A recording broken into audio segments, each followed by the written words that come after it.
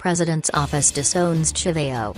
The Office to the President and Cabinet, OPC, yesterday threw businessman Wicknell Chivayo, pictured, under the bus, denying in a letter to Parliament that they had any dealings at all with him or his company, Intratrek. Chief Secretary to the OPC Misheck Sibanda, and his deputy Ray Ndhlukula had been invited to appear before the Temba Mliswa-led Mines and Energy Parliamentary Committee to give oral evidence, but they did not turn up. Instead, a letter from Ndhlukula was dispatched to the committee, which insinuated that Chivayo had misled the committee when he claimed that he had exchanged letters with the OPC concerning the awarding of the $200 million Gwanda's solar project tender to Intratrek.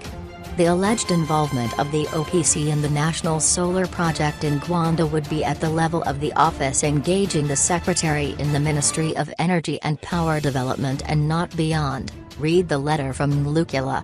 The onus is on the Intratrek management to prove that indeed they met with Chief Secretary to the OPC or myself, Ndhlukula, or both where this project was discussed.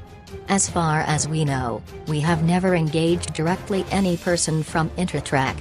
The person alleging this meeting must confirm to the committee where and when he did meet OPC officials, the letter reads. The OPC said their office plays an oversight role in the implementation of government projects, be it in ministries or state-owned enterprises, in liaison with the relevant ministries to carry out the mandate. There is therefore no basis for this office to appear before the Portfolio on Mines and Energy, Ndhlukula said. In the committee, Mliswa also read a letter where former Energy Minister Elton Mangoma, who denied claims of any involvement in Chivayo's shady deals and asked Parliament to invite him for a hearing in order to clear his name. We will give Mangoma a chance to appear before the committee to explain his case. The committee will invite all former energy ministers to give oral evidence on what part they played on the Chivayo issue, Mliswa said.